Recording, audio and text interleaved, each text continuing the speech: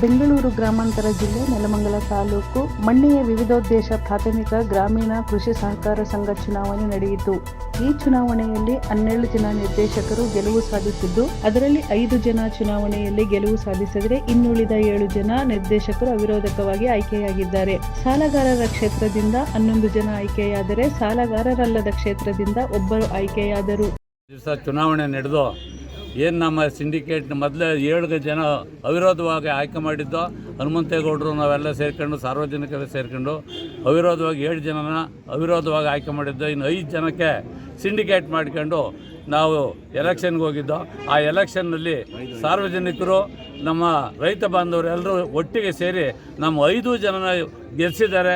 ಭಾಳ ಸಂತೋಷ. ಸಾರ್ವಜನಿಕರಿಗೆ ಹಾಗೂ ಮತದಾರರಿಗೆ ನನ್ನ ಅಭಿನಂದನೆಗಳನ್ನು ತಿಳಿಸ್ತೇನೆ.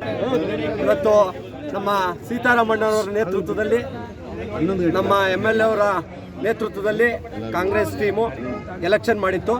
ಅದರಲ್ಲಿ ಈ ಹಿಂದೆಯೇ ಆಗಲೇ ನಾವು 7 ಅವಿರೋಧವಾಗಿ ಆಯ್ಕೆಯಾಗಿತ್ತು. 5 ಸಾಮಾನ್ಯ ಕ್ಷೇತ್ರಕ್ಕೆ ಇವತ್ತು ಚುನಾವಣೆ ನಡೆದು 5 ಕ್ಷೇತ್ರಗಳನ್ನು ಕೂಡ ತುಂಬ ಅತ್ಯಧಿಕ ಮತಗಳಿಂದ ನಮ್ಮ ರೈತರು ಇವತ್ತೇನು ಕಾಂಗ್ರೆಸ್ ಸರ್ಕಾರದ ಅಭಿವೃದ್ಧಿ ಕೆಲಸಗಳನ್ನು ಮೆಚ್ಚಿ ಇವತ್ತು ಗೆಲ್ಸ್ಕೊಟ್ಟಿದ್ದಾರೆ. ಅದು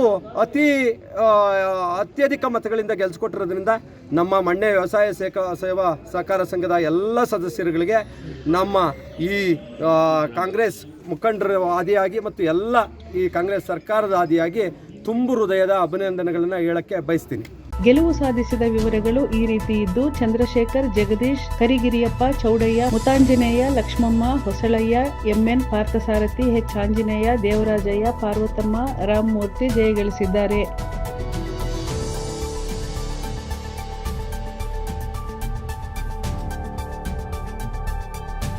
ವರದಿ ಹನುಮಂತರಾಜು, ಯಲಹಂಕ.